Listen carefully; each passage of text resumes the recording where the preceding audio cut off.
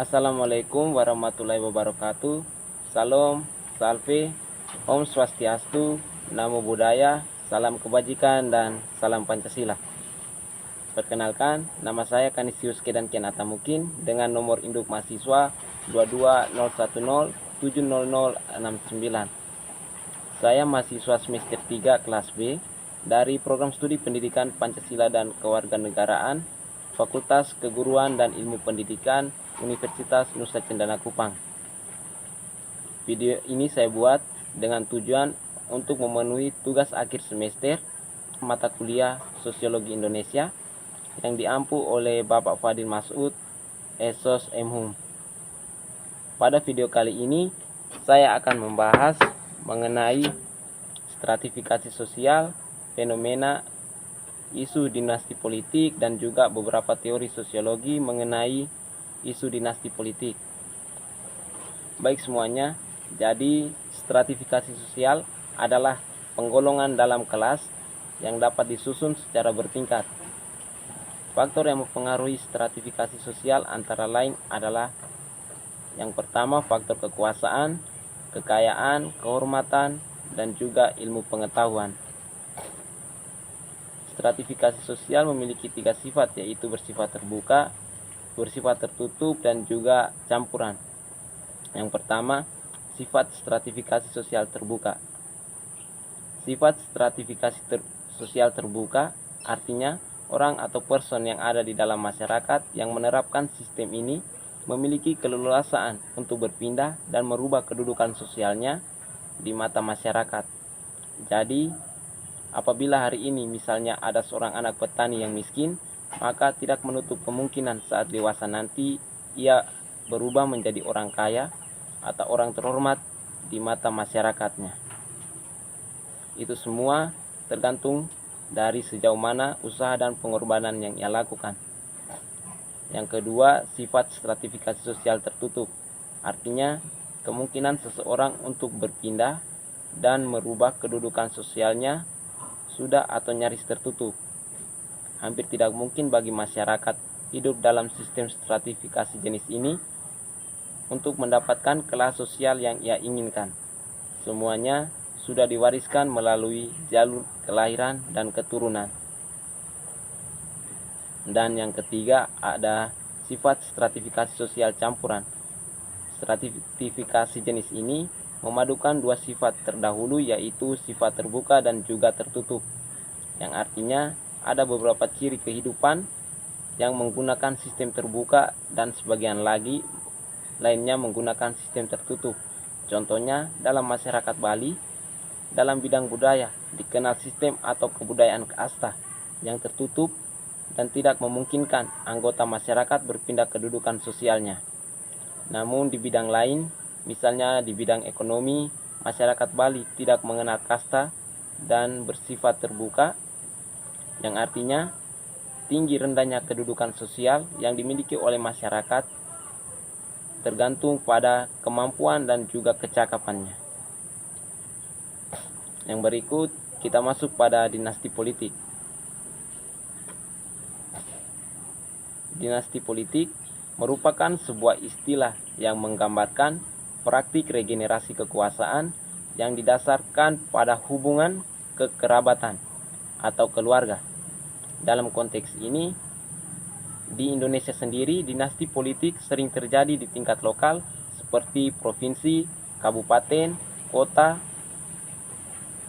di mana anggota keluarga dari pejabat yang sedang atau pernah menjabat mencalonkan diri sebagai kepala daerah atau wakilnya. Dinasti politik di Indonesia mengacu pada praktik di mana kekuasaan politik dipegang oleh sekelompok orang yang terkait dalam hubungan keluarga dan juga anggota keluarga tersebut mendominasi posisi penting dalam politik negara. Ini mungkin saja merupakan contoh terkenal politik dinasti di Indonesia. Di negara Indonesia, istilah dinasti politik belakangan ini telah ramai dibicarakan oleh masyarakat menjelang pemilihan umum atau pemilu 2024. Istilah ini semakin memicu setelah Presiden Joko Widodo dan kedua anaknya Gibran Rakabuming Raka dan juga Kaisang Pangarep dikaitkan dengan politik dinasti oleh sebagian pihak. Gibran dan juga Kaisang terlibat dalam pemilihan kepala daerah atau pilkada sebagai calon wali kota dan juga bupati, sehingga ada perdebatan tentang apakah hal ini mencerminkan praktik dinasti politik yang sedang terjadi di negara Indonesia. Namun, sebelum Presiden Joko Widodo melakukan dinasti politik juga pernah dilakukan oleh para presiden sebelumnya yang merujuk pada praktik di mana anggota keluarga presiden pertama Indonesia, yaitu Insinyur Soekarno, terlibat dalam politik dan juga menduduki posisi penting dalam pemerintahan. Beberapa keluarga Soekarno yang terjun dalam dinasti politik adalah Megawati, adalah putri Soekarno yang pernah menjabat sebagai Presiden Indonesia dari tahun 2001 hingga 2004, Guntur, Ratnawati dan adalah putra-putri Soekarno dan yang pernah terlibat dalam politik Indonesia. Selain keluarga Soekarno, dinasti politik juga terlibat di keluarga Susilo Bambang Yudhoyono atau SBY, yang dimana keluarga Susilo Bambang Yudhoyono atau SBY ini beberapa anggota keluarganya terlibat dalam politik, yaitu Susilo Bambang Yudhoyono atau SBY sendiri adalah mantan Presiden Indonesia yang menjabat selama 2 periode, yaitu selama 2004 sampai dengan 2014. Agus Harimurti Yudhoyono dan Edi Baskoro Yudhoyono adalah putra SBY dan aktif dalam politik, juga merupakan petinggi di Partai Demokrat. Fenomena dinasti politik di Indonesia bukanlah hal baru.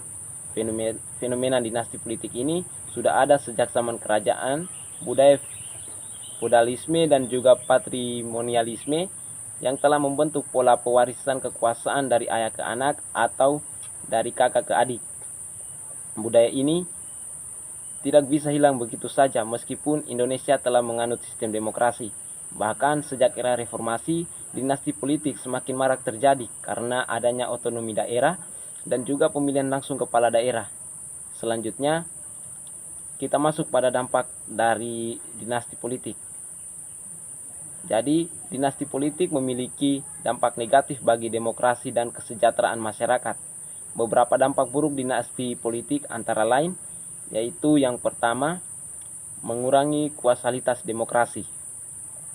Mengurangi kualitas demokrasi, yaitu dinasti politik dapat mempersempit ruang partisipasi politik bagi masyarakat luas karena calon-calon kepala daerah didominasi oleh kelompok-kelompok tertentu yang memiliki akses dan sumber daya yang lebih besar. Dinasti politik juga dapat menimbulkan praktik-praktik politik uang, nepotisme, kolusi, dan juga korupsi yang dapat merugikan kepentingan publik. Yang kedua, yaitu menghambat regenerasi kepemimpinan.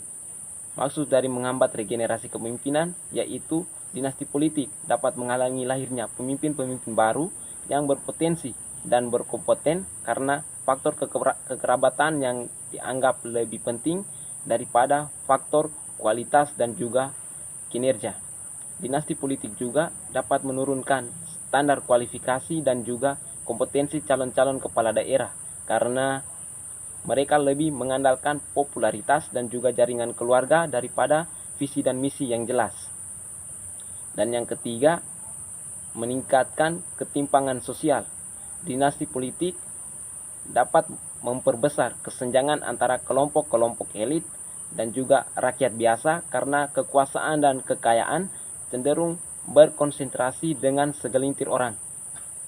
Dinasti politik juga dapat mengabaikan aspirasi dan juga kebutuhan masyarakat yang beragam karena memiliki kepentingan-kepentingan keluarga atau golongan sendiri. Jadi, dinasti politik dapat membuat sebuah pemerintahan tidak berjalan secara efektif, adil, inklusif, dan juga tidak jujur. Dinasti politik juga dapat menimbulkan potensi korupsi, kolusi, dan juga nepotisme.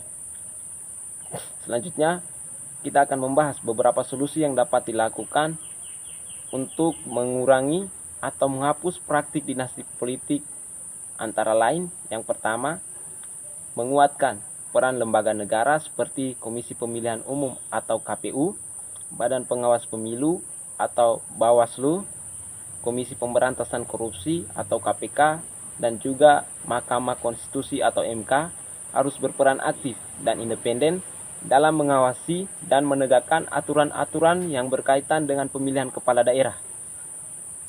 Lembaga-lembaga ini harus bersikap dan tegas dan juga transparan dalam penolakan atau mendiskualifikasi calon-calon yang terlibat dalam dinasti politik, politik uang, atau pelanggaran lainnya.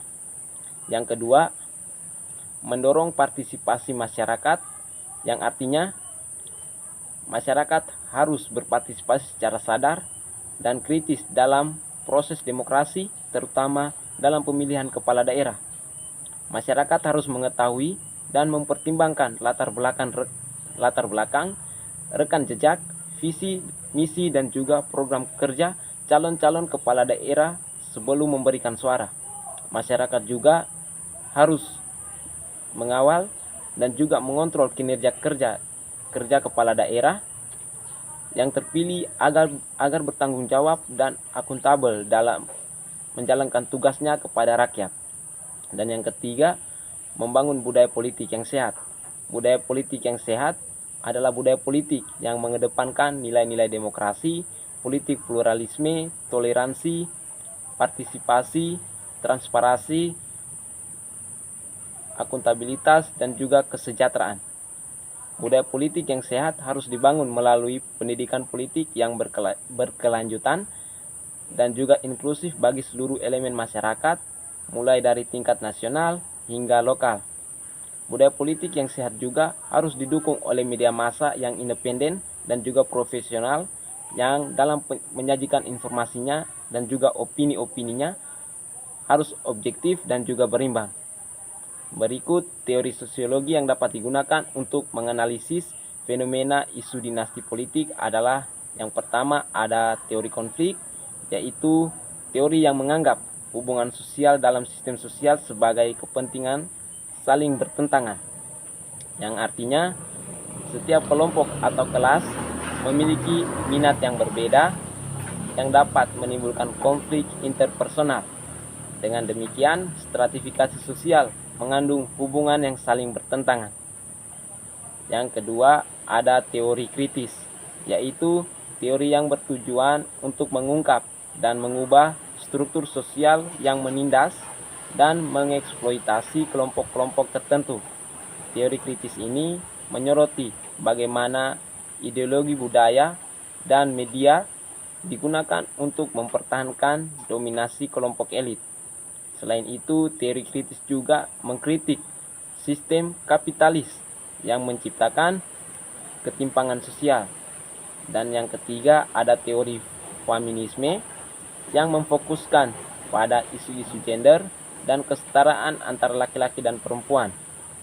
Yang teori ini, di mana teori feminisme ini menentang patriarki, yaitu sistem sosial yang memberikan kekuasaan lebih besar kepada laki-laki daripada perempuan. Teori feminisme juga menyoroti bagaimana perempuan sering diabaikan atau dimarginalkan dalam proses politik. Setelah mengetahui dan memahami mengenai dinasti politik, maka saya menyikapi fenomena isu dinasti politik sebagai isu yang tidak sehat dan tidak demokratis, di mana dinasti politik dapat mengancam prinsip-prinsip keadilan, partisipasi, dan akuntabilitas dalam pemerintahan. Dinasti politik juga dapat menghambat regenerasi dan juga inovasi dalam bidang politik. Saya berharap masyarakat dapat lebih kritis dan cerdas dalam memilih pemimpinnya dan tidak terpengaruh oleh faktor keturunan atau popularitas semata saja. Saya berharap juga bahwa mekanisme yang dapat mencegah atau mengawasi praktik-praktik dinasti politik baik dari sisi etika maupun moral. Sekian video ini saya buat, semoga bermanfaat bagi kita semua. Wassalamualaikum, salam, salve, om swastiastu, namo buddhaya, dan salam Pancasila.